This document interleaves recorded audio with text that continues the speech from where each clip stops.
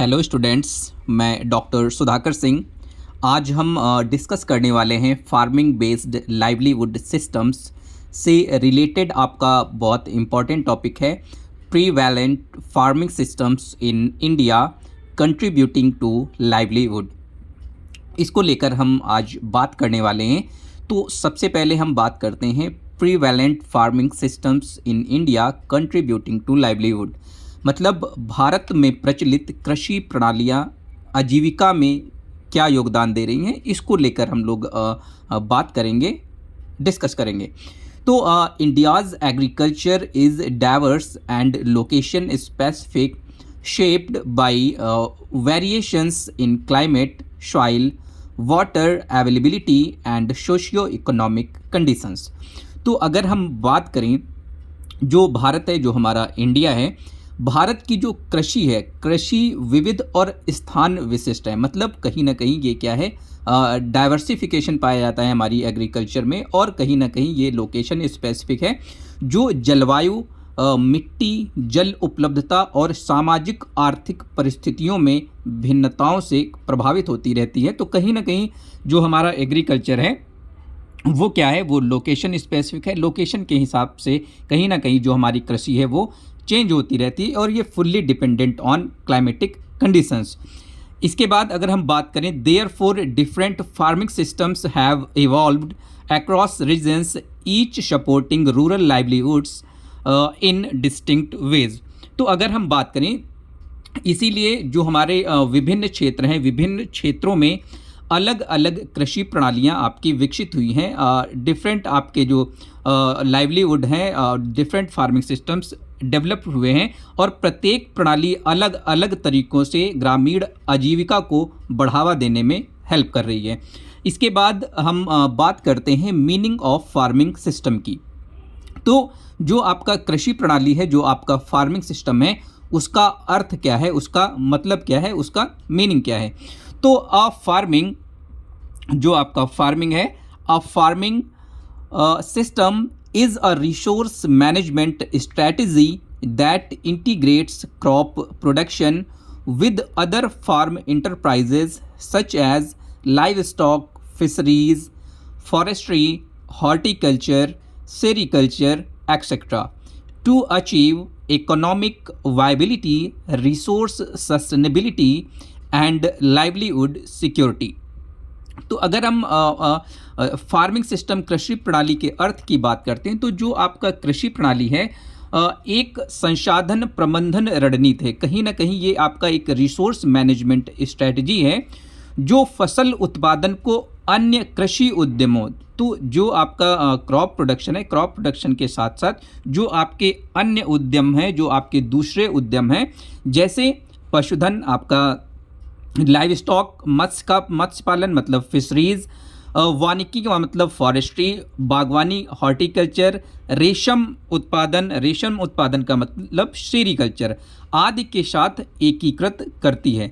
To achieve economic viability, ताकि आर्थिक व्यवहार्यता, संसाधन स्थिरता और आजीविका सुरक्षा प्राप्त की जा सके, लाइवलीहुड सिक्योरिटी प्राप्त की जा सके।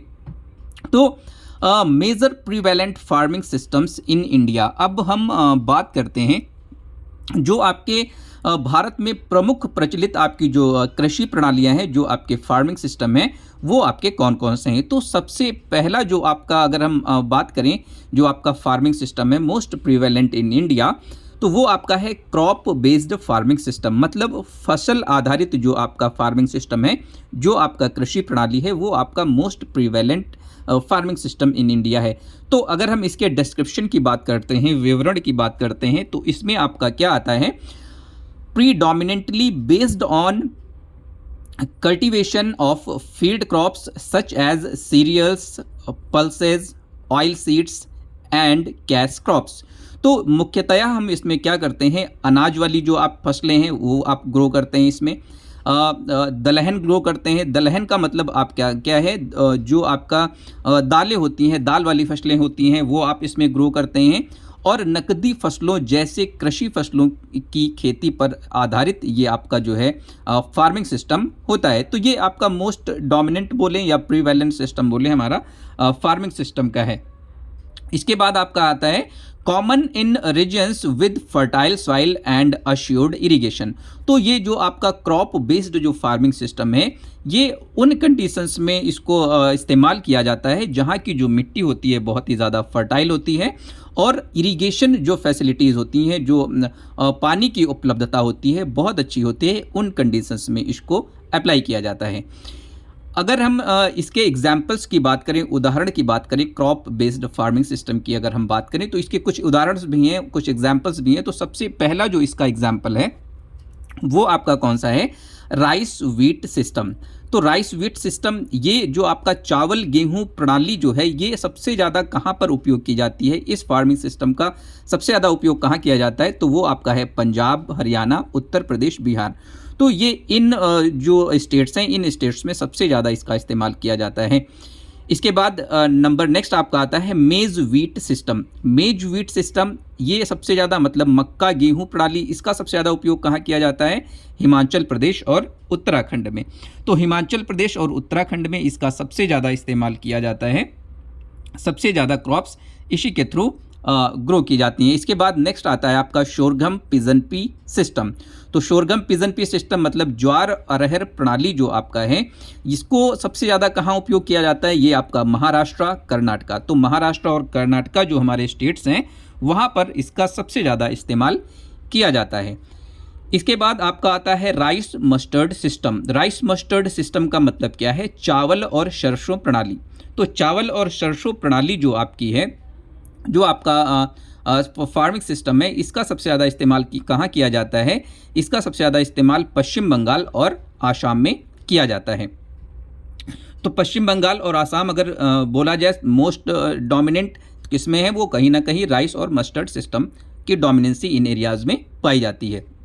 इसके बाद लाइवलीवुड कंट्रीब्यूशन। तो लाइवलीवुड मतलब कहीं ना कहीं आजीविका में इस सिस्टम का क्या योगदान है। तो आजीविका में इस सिस्टम का जो सबसे बड़ा योगदान है वो आपका क्या है, provides staple food and income.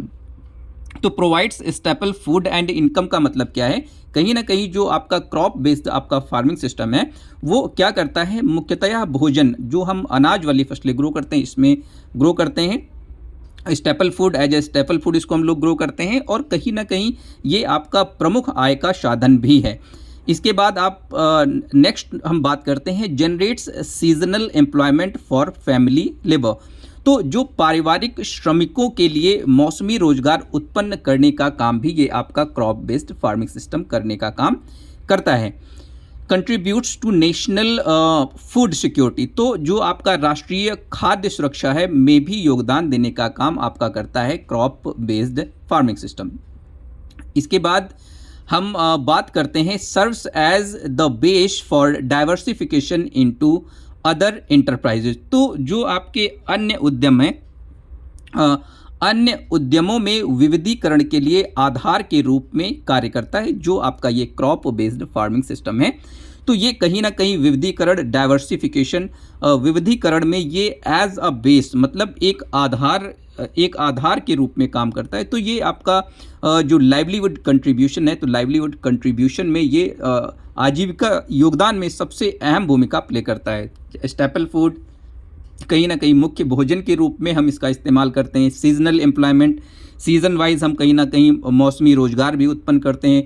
National food security, तो जो आपकी क्रॉप्स हैं कहीं ना कहीं खाद्य सुरक्षा में भी योगदान देती हैं। और बेस फॉर डाइवर्सिफिकेशन, तो जो डाइवर्सिफिकेशन है, विविधीकरण है, उसका एक बेस के रूप में भी इसको इस्तेमाल किया जाता है। इसके बाद अगर हम नेक्स्ट फार्मिंग सिस्टम की बात करते हैं, crop plus livestock farming system, मतलब फसल प्लस पशुपालन प्रणाली। तो फसल के साथ साथ पशुपालन लेना, ये भी एक आपका फार्मिंग सिस्टम के अंतर्गत आता है। तो अगर इसके डिस्क्रिप्शन की अगर हम बात करते हैं तो इसमें आपका क्या आता है, तो इसमें आपका आता है integration of crop production with live stock rearing. तो कहीं ना कहीं लाइव स्टॉक रेयरिंग में आपका डेयरी, पोल्ट्री, गोट, सीप, ये सारी चीज़ें आपकी आ जाती हैं। तो क्रॉप प्रोडक्शन जो आपका पशुपालन है, पशुपालन में आपका क्या क्या आता है, जैसे डेयरी है, आपका मुर्गी पालन है, बकरी पालन है, भेड़ आदि। तो ये सारी चीज़ें आपका कहीं ना कहीं लाइव स्टॉक के अंतर्गत आती हैं। उसके साथ साथ हम फसलों का उत्पादन भी करने का काम करते हैं। तो जो आपका फसल प्लस आपका पशुपालन प्रणाली है, इन दोनों चीज़ों को हम लोग इंटीग्रेट करते हैं, तो इसको हम लोग क्या बोलते हैं, crop plus livestock farming system. Crop residues feed livestock animal waste provides manure and biogas. तो अगर हम बात करें जो आपके फसल अवशेष होते हैं, तो फसल अवशेष पशुओं को भोजन प्रदान करते हैं। तो जो आपका फसल अवशेष, जो भी आपके रेजिड्यूज बचते हैं, क्रॉप रेजिड्यूज बचते हैं, उनका इस्तेमाल पशुओं को भोजन के रूप में करते हैं। पशु अपशिष्ट खाद्य और बायोगैस प्रदान करते हैं, जिनका इस्तेमाल कहीं ना कहीं हम क्रॉप प्रोडक्शन के लिए करते हैं, फसल उत्पादन के लिए करते हैं। इसके अगर एग्जाम्पल की हम बात करें, तो इसमें अगर इसके एग्जाम्पल की बात करें, उदाहरण की बात करें, ये कहाँ कहाँ इनकी डोमिनेंसी है, तो जैसे क्रॉप के साथ साथ आपका डेयरी सिस्टम, क्रॉप के बाद हम डेयरी सिस्टम अगर लेते हैं, तो ये जो आपका मोस्ट डोमिनेंसी अगर इसकी पाई जाती है, आपका ये कहाँ पर है, फसल डेयरी के साथ साथ फसल के साथ साथ डेयरी प्रोडक्शन भी करना, तो ये सबसे ज़्यादा डोमिनेंसी इसकी पंजाब, हरियाणा, गुजरात में है। इसके बाद आपका इसकी डोमिनेंसी कहाँ पर है, क्रॉप गोट सिस्टम। क्रॉप गोट सिस्टम मतलब फसल के साथ साथ बकरी का प्रोडक्शन करना है, बकरियों का भी पालना, ये आपका कहाँ पर है, राजस्थान और मध्य प्रदेश में। ये आपका जो फार्मिंग सिस्टम है मोस्ट डोमिनेंट है आपका राजस्थान और मध्य प्रदेश में। इसके बाद हम बात करते हैं नेक्स्ट, अगर आप फार्मिंग सिस्टम की बात करते हैं, क्रॉप शीप सिस्टम। तो क्रॉप शीप सिस्टम का मतलब आपका क्या है, फसल के साथ साथ भेड़ का भी पालन करना, भेड़ का भी प्रोडक्शन करना। तो क्रॉप प्रोडक्शन के साथ साथ आप क्या करते हैं, उसके बाद आप शीप का भी प्रोडक्शन करते हैं। तो ये आप कहाँ पर करते हैं, कर्नाटका और आंध्र प्रदेश। तो कर्नाटका और आंध्र प्रदेश जो आपके स्टेट हैं, वो किस फार्मिंग सिस्टम के लिए प्रसिद्ध हैं, वो आपका क्रॉप और शीप सिस्टम के लिए। इसके बाद हम बात करते हैं लाइवलीवुड कंट्रीब्यूशन। तो लाइवलीवुड कंट्रीब्यूशन में इनका क्या इंपॉर्टेंस है, इनकी क्या महत्व है, तो इसकी हम बात यहाँ पर करेंगे। इसमें आपका क्या है, ensures regular and stable income. तो इंश्योर्स रेगुलर इनकम, तो इसमें आपका क्या आता है, इसमें आपका है जैसे हम from milk, meat and eggs. तो दूध, मांस और अंडों से नियमित और स्थिर आय कहीं ना कहीं सुनिश्चित करता है, जो ये आपका फार्मिंग सिस्टम है उसमें। तो दूध कहीं ना कहीं दूध भी प्राप्त होता है, मांस भी मिलता है और अंडे भी इसके द्वारा मिलते हैं। मतलब क्रॉप और लाइव स्टॉक जो आपका सिस्टम है, जो आपका फार्मिंग सिस्टम है, उसमें दूध, मांस, अंडों से नियमित और स्थिर आय, मतलब जो एक स्टेबल इनकम है, वो जो रूरल लाइवलीवुड है उनको प्राप्त होती है। Reduces dependency on crops alone, risk diversification. तो केवल जो फसलों पर निर्भरता होती है उसको कम किया जा सकता है आपका क्रॉप और लाइव स्टॉक साथ में लेके। तो जोखिम विविधीकरण, मतलब जो रिस्क डाइवर्सिफिकेशन होता है, वो भी कहीं ना कहीं डिफरेंट हो जाता है। तो कहीं ना कहीं एक चीज़ पर जो निर्भरता होती है वो आपकी क्या होती है, कम हो जाती है। इसके बाद हम बात करते हैं improves soil fertility through organic manures. तो जैविक खाद के माध्यम से मिट्टी की उर्वरता में भी कहीं ना कहीं ये जो आपका फार्मिंग सिस्टम है सुधार करने का काम करता है, क्योंकि जो आपके क्रॉप रेजिड्यूज होते हैं, जो आपके जानवर होते हैं, लाइव स्टॉक होते हैं, उनके जो बाई प्रोडक्ट्स हैं, उनका इस्तेमाल हम एज अ मैन्योर करने का काम करते हैं। तो इससे आपका क्या होता है, जो सॉइल का फर्टिलिटी है वो आपका इम्प्रूव होता है और जो आपका ईल्ड है वो आप अच्छा गेन कर सकते हैं। ईल्ड आपकी बहुत अच्छी होती है आपकी क्रॉप्स की। Provides nutritional security to the family. तो परिवार को पोषण सुरक्षा भी प्रदान करने का काम करता है, क्योंकि आप क्रॉप प्रोडक्शन के साथ साथ आप लाइव स्टॉक करते हैं, लाइव स्टॉक में आप बहुत सारी चीज़ें करते हैं। तो कहीं ना कहीं एक जो न्यूट्रिशनल सिक्योरिटी है वो भी आपकी फैमिली को मिलती है। इसके बाद नेक्स्ट जो आपका फार्मिंग सिस्टम है वो आपका है crop plus horticulture farming system. तो फसल के साथ साथ कहीं ना कहीं बागवानी करना भी आपका एक बहुत अच्छा फार्मिंग सिस्टम है। तो इसमें अगर इसके डिस्क्रिप्शन की बात करें, विवरण की बात करें, इसमें आपका क्या है, combines field crops with fruit, vegetables और फ्लावर कल्टीवेशन। तो खेत की फसलों के साथ साथ कहीं ना कहीं फल, सब्जी या फूलों की खेती भी करना, ये आपका क्रॉप हॉर्टिकल्चर फार्मिंग सिस्टम के अंतर्गत आता है। तो ये क्या करता है, promotes efficient use of land, water and labour. तो ये जो आपका फार्मिंग सिस्टम है क्रॉप प्लस हॉर्टिकल्चर, ये क्या करता है, भूमि, जल और श्रम के कुशल उपयोग को बढ़ाने का काम करता है। इट मीन इसकी एफिशिएंसी को इंक्रीज करता है, एफिशिएंसी बढ़ाने का काम करता है। तो इसके अगर हम एग्जाम्पल की बात करें तो एग्जाम्पल इसमें जो सबसे पहला आपका एग्जाम्पल है मैंगो प्लस पैडी सिस्टम। तो मैंगो प्लस पैडी सिस्टम में आपका क्या होता है, मतलब आम के साथ साथ कहीं ना कहीं हम धान का भी फसल लें तो इसको हम लोग क्या बोलते हैं, paddy plus mango plus paddy system. तो ये जो आपका ईस्टर्न इंडिया है, ईस्टर्न इंडिया में ये आपका बहुत ही ज़्यादा फेमस आपका फार्मिंग सिस्टम है। इसके बाद आपका है पोटैटो प्लस व्हीट सिस्टम। तो आलू के साथ साथ आपका गेहूं का भी प्रोडक्शन करना। तो ये आपका इसकी डोमिनेंसी आपका कहाँ पर है, इसकी डोमिनेंसी आपकी है उत्तर प्रदेश और बिहार में। उत्तर प्रदेश और बिहार में ये बहुत ज़्यादा यूज़ किया जाता है आपका पोटैटो प्लस व्हीट सिस्टम। इसके बाद नेक्स्ट आपका आता है वेजिटेबल प्लस सीरियल सिस्टम। तो वेजिटेबल प्लस सीरियल सिस्टम का मतलब क्या है, सब्जी के साथ साथ आपका अनाज भी उगाना। तो ये सिस्टम आपका सबसे ज़्यादा कहाँ पर प्रचलित है, ये आपका प्रचलित है वेस्ट बंगाल और हरियाणा में। तो वेस्ट बंगाल में सीरियल्स के साथ साथ हम लोग वेजिटेबल्स भी ग्रो करने का काम करते हैं।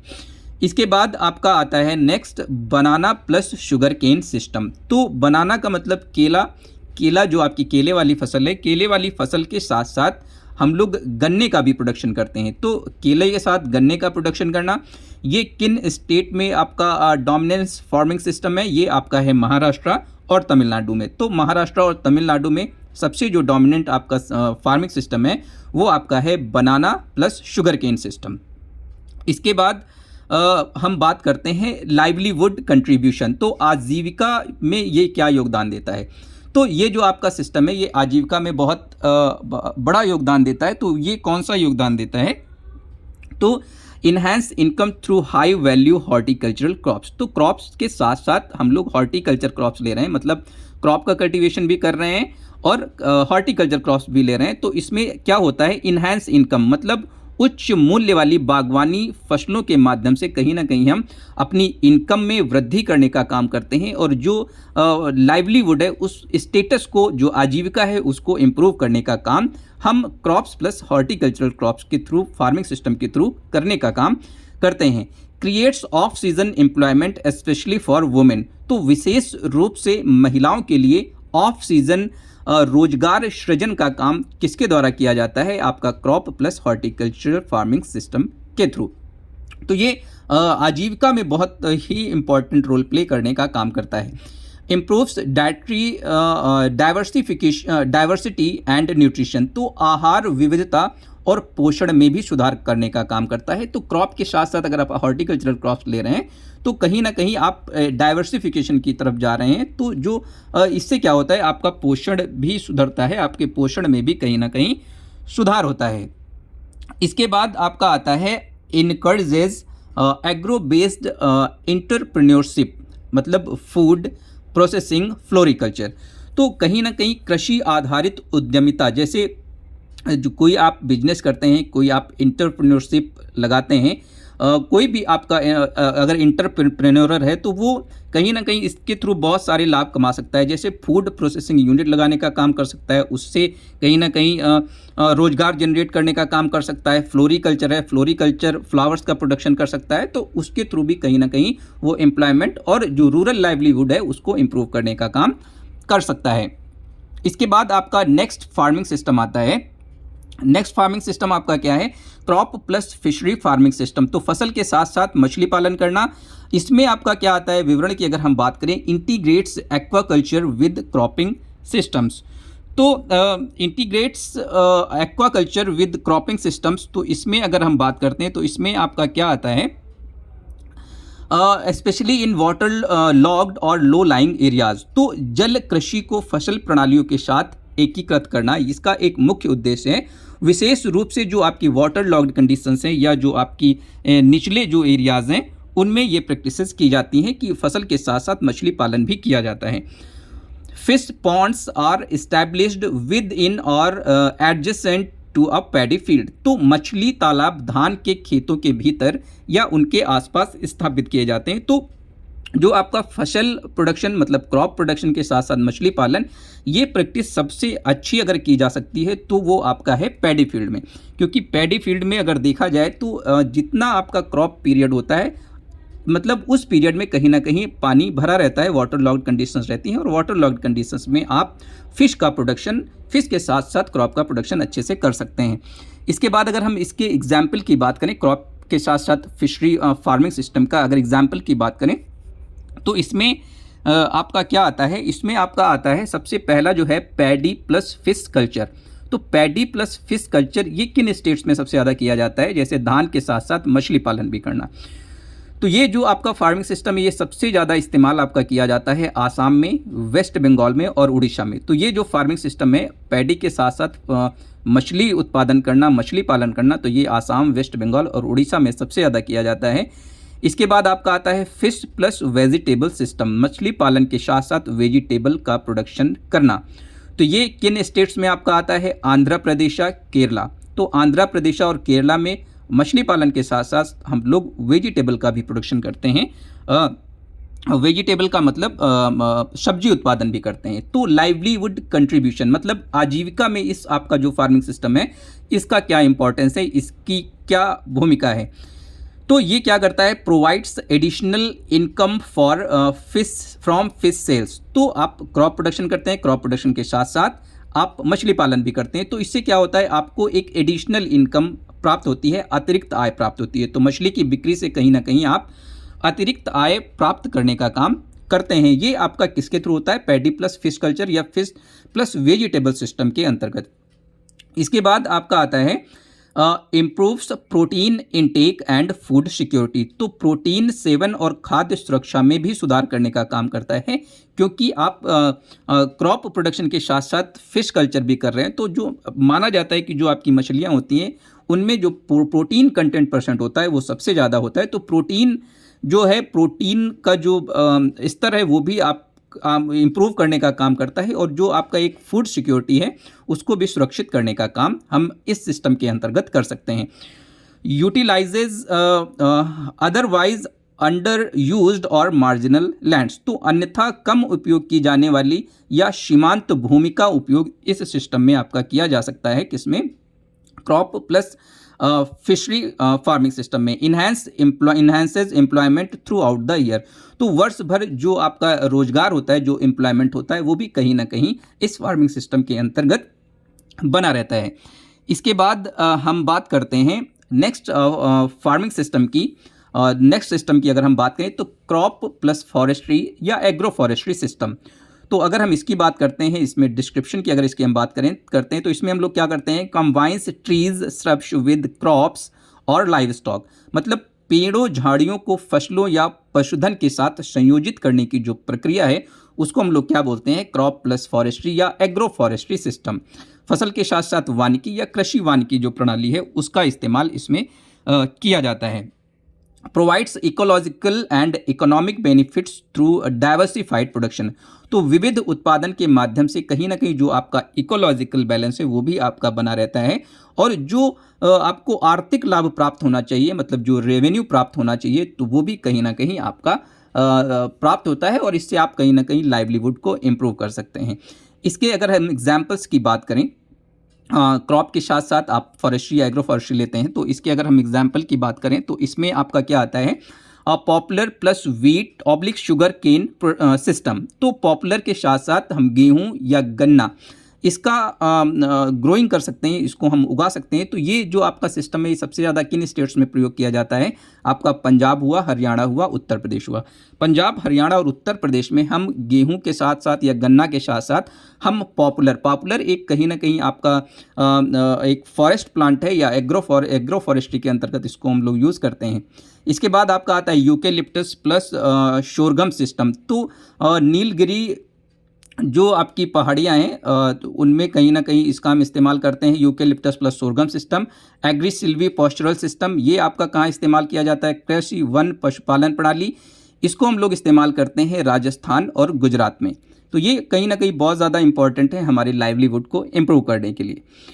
इसके बाद आपका आता है कि इसका आपका लाइवलीहुड में क्या कंट्रीब्यूशन है, तो आजीविका में इसका क्या योगदान है आपका जो क्रॉप है, क्रॉप के साथ साथ फॉरेस्ट्री या एग्रो फॉरेस्ट्री सिस्टम है, इसका आजीविका में क्या योगदान है? तो आजीविका में अगर हम इसके योगदान की बात करें, generates income from timber, fuel wood, fodder and non timber products. तो जो लकड़ी है, ईंधन है, चारा है और गैर लकड़ी उत्पादों से जो आय उत्पन्न होती है, उससे कहीं ना कहीं जो हमारा लाइवलीहुड है, जो आजीविका है, वो आपकी क्या होती है? इम्प्रूव होती है। Reduces soil erosion and enhances soil fertility. तो जो आपका सॉइल इरोजन होता है, जो मृदा अपरदन होता है, उसको कम करने का काम ये सिस्टम करता है, आपका क्रॉप प्लस फॉरेस्ट्री या एग्रो फॉरेस्ट्री सिस्टम। तो अपरदन को कम करता है और मृदा उर्वरता को बढ़ाने में बहुत ही ज़्यादा हेल्पफुल है, बहुत ही ज़्यादा मददगार है। तो ये कहीं ना कहीं सॉइल की फर्टिलिटी को भी इम्प्रूव करने का काम करता है। Acts as a long term asset and supports climate resilience. तो कहीं ना कहीं ये आपका एक दीर्घकालिक परिसंपत्ति के रूप में भी काम करता है, जो हम फॉरेस्ट या एग्रो फॉरेस्ट्री सिस्टम यूज करते हैं। और जो आपका इकोलॉजिकल बैलेंस है, जो आपका जलवायु परिवर्तन है, जलवायु परिवर्तन के प्रति भी कहीं ना कहीं लचीलापन बनाए रखने का काम करता है। तो जो आपका इकोलॉजिकल बैलेंस है, उसको भी मेंटेन करने का काम जो ये आपका सिस्टम है, क्रॉप प्लस फॉरेस्ट्री या एग्रो फॉरेस्ट्री सिस्टम करता है। Contributes to sustainable livelihood security. तो ये क्या करता है? आपका स्थायी आजीविका सुरक्षा में योगदान देता है, सस्टेनेबल लाइवलीहुड सिक्योरिटी। तो ये स्थायी आजीविका सुरक्षा जो आपका लाइवलीहुड है, तो आजीविका में भी ये आपका बहुत ही अहम भूमिका प्ले करने का काम करता है, आपका क्रॉप, फॉरेस्ट या एग्रो फॉरेस्ट्री सिस्टम। इसके बाद अगर हम नेक्स्ट सिस्टम पे जाते हैं, तो वो आपका कौन कौन सा है? Crop plus sericulture, apiculture, mushroom cultivation. तो फसल के साथ साथ आपको क्या करना है? फसल के साथ साथ हम रेशम उत्पादन भी करते हैं, मधुमक्खी पालन भी करते हैं और मशरूम की खेती भी करते हैं। तो ये एक आपका लाइवलीहुड को इम्प्रूव करने के लिए ये सिस्टम भी आपका बहुत ही ज़्यादा इम्पॉर्टेंट है। और ये हमारे इंडिया में बहुत सारे स्टेट्स में प्रीडोमिनेंटली इस्तेमाल किया जाता है, डोमिनेंटली इस्तेमाल किया जाता है। डिस्क्रिप्शन की अगर हम बात करें, integration of secondary enterprises like silk, Honey और मशरूम्स फॉर एडिशनल इनकम। तो हमको अतिरिक्त आय लेने के लिए और अपना जो लाइवलीहुड है उसको इम्प्रूव करने के लिए, अच्छा करने के लिए रेशम पालन जो है, हम रेशम पालन करते हैं, शहद पालन मतलब हनी प्रोडक्शन करते हैं, शहद का उत्पादन करते हैं, या कहीं ना कहीं मशरूम प्रोडक्शन भी करते हैं। जैसे द्वितीयक उद्यमों को हम एकीकृत करके प्रोडक्शन करने का काम करते हैं और जो अपना जीवन स्तर है उसको इम्प्रूव करने का काम करते हैं। तो इसकी अगर हम कुछ एग्जाम्पल्स की बात करें, तो यहाँ पर अगर हम इसके एग्जाम्पल्स की बात करने पर आते हैं, तो सेरीकल्चर। तो सेरीकल्चर जो है आपका रेशम कीट पालन, वो रेशम उत्पादन ये सबसे ज़्यादा कहाँ पर किया जाता है? रेशम उत्पादन सबसे ज़्यादा आपका कहाँ, किन स्टेट्स में किया जाता है? तो आपका जो कर्नाटका है, कर्नाटका में इसका बहुत अच्छा उत्पादन होता है। तमिलनाडु है, तमिलनाडु में इसका बहुत अच्छा उत्पादन है। और पश्चिम बंगाल, वेस्ट बंगाल में भी इसका बहुत ही अच्छा उत्पादन होता है, आपका रेशम उत्पादन। एपीकल्चर की बात करें, अगर हम मधुमक्खी पालन की बात करें, तो मधुमक्खी पालन सबसे अच्छा किन स्टेट्स में किया जाता है? आपका हिमाचल प्रदेश है। हिमाचल प्रदेश के बाद आपका पंजाब है, पंजाब में एपीकल्चर बहुत अच्छा किया जाता है, मधुमक्खी पालन। इसके बाद आपका उत्तराखंड है, उत्तराखंड में भी जो आपका मधुमक्खी पालन है वो एक ब्रॉड स्केल पे किया जाता है। मशरूम कल्टीवेशन की हम बात करते हैं, तो मशरूम कल्टीवेशन जो मशरूम की खेती है वो भी हमारे इंडिया में अब बहुत ही ब्रॉड स्केल पर होने लगा है। स्पेशली कुछ आपके स्टेट्स हैं, जैसे आपका हरियाणा है, हरियाणा के बाद आपका पंजाब है, पंजाब के बाद आपका उत्तर प्रदेश है। तो ये जो आपके हरियाणा, पंजाब और उत्तर प्रदेश हैं, ये आपका मशरूम कल्टीवेशन में एक बहुत अहम भूमिका अदा करते हैं। और अगर बात करें मैक्सिमम मशरूम प्रोडक्शन, तो इन्हीं 3 स्टेट से होता है, आपका हरियाणा, पंजाब और उत्तर प्रदेश से। इसके बाद हम बात करते हैं लाइवलीहुड कंट्रीब्यूशन। तो आजीविका में ये क्या योगदान देता है? आपका क्रॉप प्रोडक्शन के साथ साथ रेशम प्रोडक्शन, मशरूम प्रोडक्शन और जो आपका एपीकल्चर है उसमें। तो provides off farm income and employment to women and youth. तो कहीं ना कहीं जो आपकी महिलाएं हैं, जो युवा हैं, को कृषि के बाहर जो आप क्रॉप प्रोडक्शन करते हैं या एग्रीकल्चर करते हैं उससे बाहर आय और रोजगार देने का काम करते हैं। ये आपका कौन? मशरूम कल्टीवेशन, एपीकल्चर और सेरीकल्चर, ये तीनों के तीनों कहीं ना कहीं एम्प्लॉयमेंट जनरेशन का काम करते हैं। Requires small land area suitable for small holders, तो छोटे कृषि क्षेत्र की आवश्यकता होती है इन तीनों चीज़ों के करने के लिए। रेशम कीट पालन या आपका मधुमक्खी पालन या आपका मशरूम कल्टीवेशन, तो ये आपका जो छोटे किसान है वो भी एक इजी वे में इसको कर सकते हैं। Promotes rural entrepreneurship and value addition, तो जो एक रूरल एम्प्लॉयमेंट है, कहीं ना कहीं ग्रामीण उद्यमिता है और मूल्य संवर्धन को बढ़ावा देने के लिए ये जो आपका सिस्टम है, ये जो आपका फार्मिंग सिस्टम है, ये एक बहुत ही अहम भूमिका अदा करता है, बहुत ही अहम रोल प्ले करने का काम करता है। इसके बाद नेक्स्ट आपका जो सिस्टम है, फार्मिंग सिस्टम है, वो आपका है इंटीग्रेटेड फार्मिंग सिस्टम, एकीकृत कृषि प्रणाली। तो एकीकृत कृषि प्रणाली आपका क्या होता है? इसमें हम लोग क्या करते हैं, इसकी अगर हम डिस्क्रिप्शन की बात करें, विवरण की बात करें, तो ये जो आपका है a comprehensive approach combining multiple enterprises, तो ये क्या करता है? एक व्यापक दृष्टिकोण है जिसमें कई उद्यम एक साथ इंटीग्रेट होते हैं, एक साथ शामिल होते हैं। अब इसमें कौन कौन से आपके उद्यम शामिल हो सकते हैं? जैसे क्रॉप प्रोडक्शन, हम इंटीग्रेटेड फार्मिंग सिस्टम में क्रॉप प्रोडक्शन के साथ साथ और भी चीज़ें करते हैं। क्या करते हैं? लाइव स्टॉक, मतलब पशुधन भी हम रखते हैं साथ में। फिशरी प्रोडक्शन, फिशरी मत्स्य पालन भी करते हैं। हॉर्टिकल्चर, बागवानी भी करते हैं। और पोल्ट्री प्रोडक्शन, मुर्गी पालन भी करते हैं। और फॉरेस्ट्री या एग्रो फॉरेस्ट्री को भी हम इसमें इंटीग्रेट करने का काम करते हैं, किसमें? इंटीग्रेटेड फार्मिंग सिस्टम के थ्रू।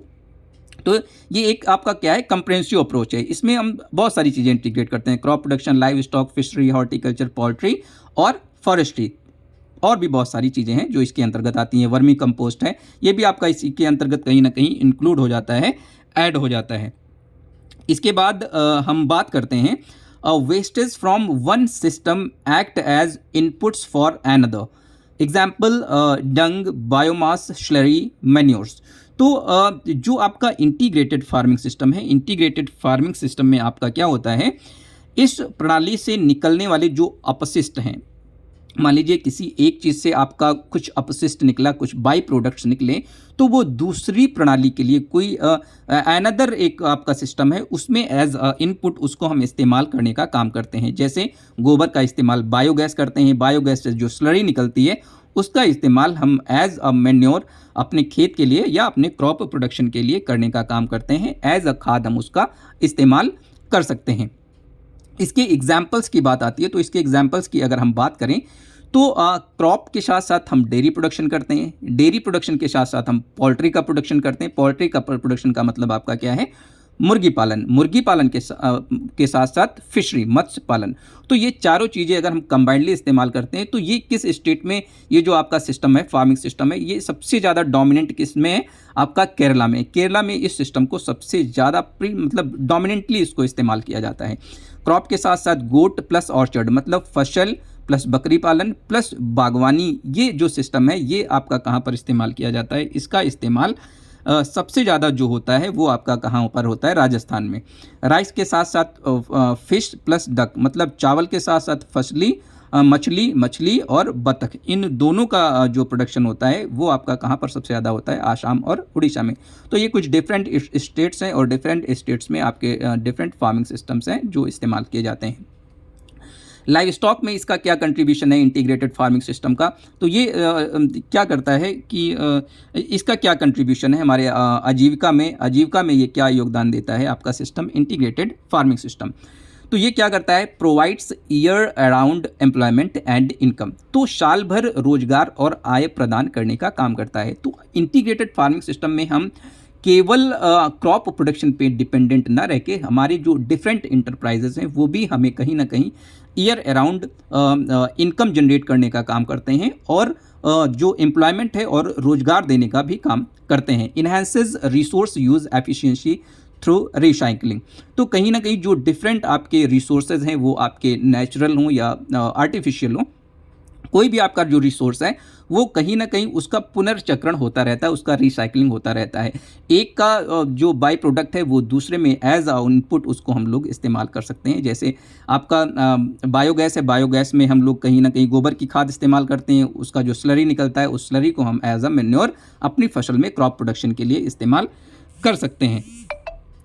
इसके बाद हम अगर पुनर्चक्रण के माध्यम से संसाधन उपयोग दक्षता एफिशिएंसी बढ़ाते हैं, promote food nutritional and ecological security, तो खाद्य पोषण और जो पारिस्थितिक सुरक्षा है उसको भी हम बढ़ावा देने का काम करते हैं इंटीग्रेटेड फार्मिंग सिस्टम के थ्रू। तो इंटीग्रेटेड फार्मिंग सिस्टम के थ्रू हम कहीं ना कहीं खाद्य और जो न्यूट्रिशनल सिक्योरिटी है और जो आपका इकोलॉजिकल बैलेंस है या जो इकोलॉजिकल सिक्योरिटी है तो उसको भी कहीं ना कहीं हम इंप्रूव करते हैं through integrated farming system. Minimises risk and dependency on a single enterprise, तो एकल उद्यम पर जोखिम और निर्भरता को कम करने का काम करता है आपका इंटीग्रेटेड फार्मिंग सिस्टम। तो इंटीग्रेटेड फार्मिंग सिस्टम में हम किसी एक पर्टिकुलर एंटरप्राइज पे डिपेंड ना रहकर हम सब पे डिपेंड रहते हैं और सब कहीं ना कहीं इनकम जनरेट करने का काम करते हैं। तो इसके बाद आपका आता है regional overview of prevalent farming systems in India. तो ये डिफरेंट आपके स्टेट्स हैं, वहाँ पे कौन कौन सा आपका फार्मिंग सिस्टम या लाइवलीहुड कंट्रीब्यूशन सबसे ज़्यादा डोमिनेंसी है उस चीज़ की।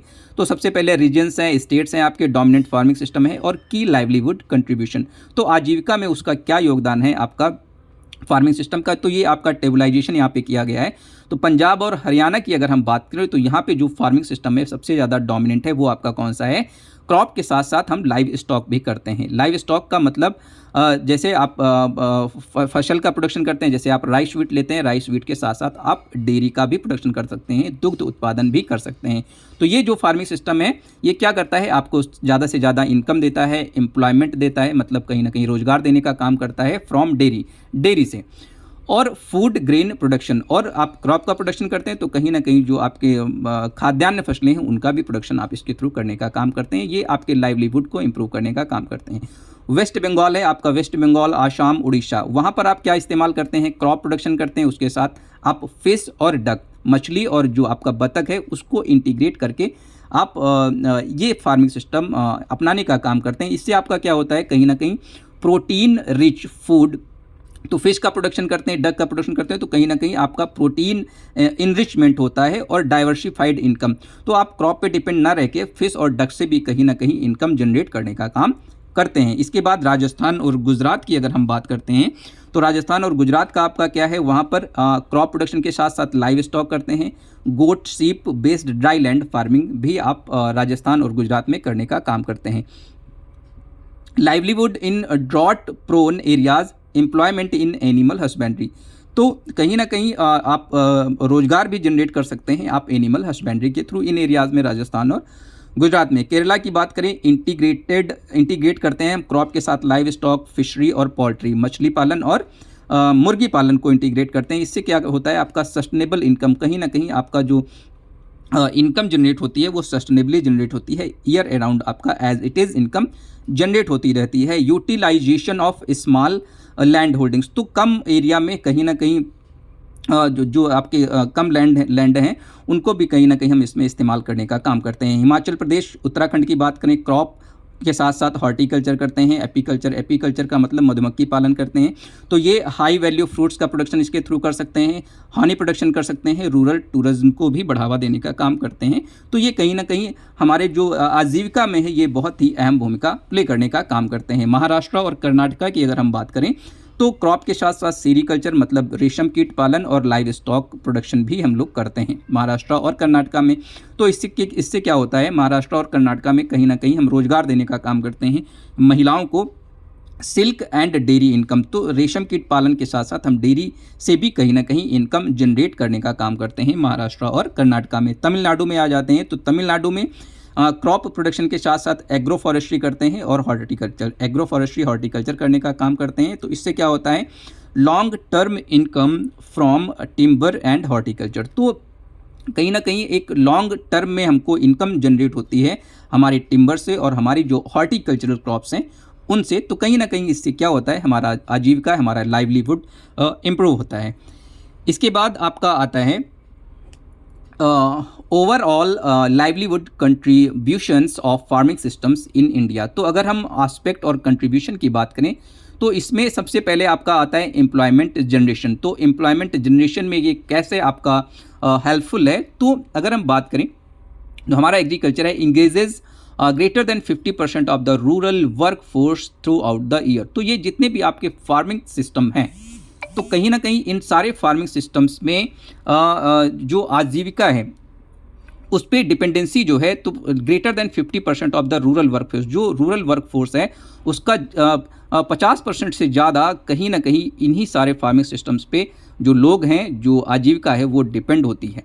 तो कहीं ना कहीं ये एम्प्लॉयमेंट जनरेशन का भी काम करती है। इनकम डाइवर्सिफिकेशन, मल्टीपल सोर्सेज, तो डिफरेंट आपके जो सोर्सेज हैं जैसे क्रॉप्स है, डेयरी है, फिशरी है, फॉरेस्ट्री है, तो ये क्या करता है, इनकम डाइवर्सिफिकेशन का काम करती है। तो डिफरेंट आपके सोर्सेज हैं, डिफरेंट सोर्सेज से आपको ईयर अराउंड आपकी इनकम जनरेट होती रहती है। तो रिड्यूस इकोनॉमिक रिस्क, तो आप किसी पर्टिकुलर इंटरप्राइज पे डिपेंड ना रह के आप की डिफरेंट इंटरप्राइजेज हैं, तो आपको ईयर अराउंड इनकम क्या होती रहती है, जनरेट होती रहती है।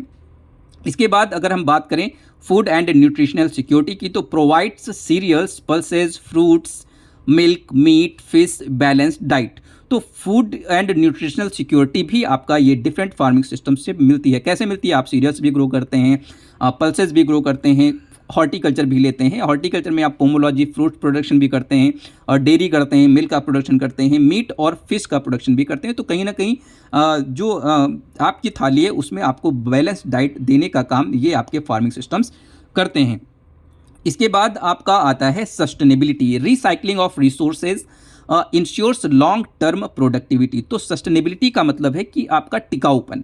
तो आपके जो डिफरेंट सोर्सेज हैं वो आपके ऑन फार्म रिसाइकिल होते रहते हैं। वन का बाय किसी एक इंटरप्राइज का बाय प्रोडक्ट दूसरे में एज अ इनपुट काम करता है। तो वो कहीं ना कहीं सस्टेनेबिलिटी आपका ईयर अराउंड और सालों साल आपका सस्टेनेबिलिटी टिकाऊपन बना रहता है। इसके बाद वुमेन एम्पावरमेंट, तो involvement in horticulture, poultry and processing. तो कहीं ना कहीं वुमेन एम्पावरमेंट भी आपका डिफरेंट फार्मिंग सिस्टम्स के थ्रू हो रहा है। वो कैसे, जैसे आपका इन्वॉल्वमेंट इन हॉर्टिकल्चर, महिलाएं आपकी हॉर्टिकल्चर में इन्वॉल्व हो रही हैं, पोल्ट्री में इन्वॉल्व हो रही हैं, और जो डिफरेंट पोस्ट हार्वेस्ट आपकी प्रोसेसिंग जो आपकी यूनिट्स हैं उसमें आपकी महिलाएं बहुत ही ज़्यादा अहम भूमिका प्ले कर रही हैं। पॉवर्टी एलिवेशन, तो small and marginal farmers benefits from integrated and diversified systems. तो जो आपके स्मॉल और जो मार्जिनल फार्मर्स हैं वो आपके इंटीग्रेटेड फार्मिंग सिस्टम से क्या हो रहे हैं, बेनिफिट ले रहे हैं, लाभ ले रहे हैं। तो कहीं ना कहीं पॉवर्टी एलिमिनेशन भी हो रहा है इसके थ्रू, गरीबी भी कहीं ना कहीं दूर हो रही है हमारे जो रूरल लाइवलीहुड हैं उनकी। कंक्लूजन की अगर हम बात करें तो निष्कर्ष जो निकला, इससे निष्कर्ष क्या निकलता है कि India's farming systems are diverse, adopting to local ecological and socio economic conditions. तो भारत की जो कृषि प्रणालियां हैं, जो फार्मिंग सिस्टम्स हैं, वो आपके क्या हैं, विविध प्रकार के हैं। डिफरेंट स्टेट्स ने, हर स्टेट में अपना डिफरेंट एक फार्मिंग सिस्टम है जो वहाँ का जो लाइवलीहुड है उसको इम्प्रूव करने में मदद कर रहा है, बहुत ही ज़्यादा हेल्पफुल है, और स्थानीय पारिस्थितिक और सामाजिक आर्थिक परिस्थितियों के अनुकूल ढलती है। तो डिफरेंट जो आपके फार्मिंग सिस्टम्स हैं वो जो लोकल इकोलॉजिकल कंडीशंस हैं, जो पर्टिकुलर दैट एरियाज़ की जो क्लाइमेटिक कंडीशंस है उसके हिसाब से हम डिफरेंट जो फार्मिंग सिस्टम्स हैं उनका इस्तेमाल करते हैं और अपनी लाइवलीहुड को इम्प्रूव करने का काम करते हैं। Integrated and mixed farming systems offer the best opportunities for sustainable rural livelihood. तो ये क्या करता है, एकीकृत और मिश्रित कृषि प्रणालियाँ स्थायी ग्रामीण आजीविका के सर्वोत्तम अवसर प्रदान करने का काम करती हैं।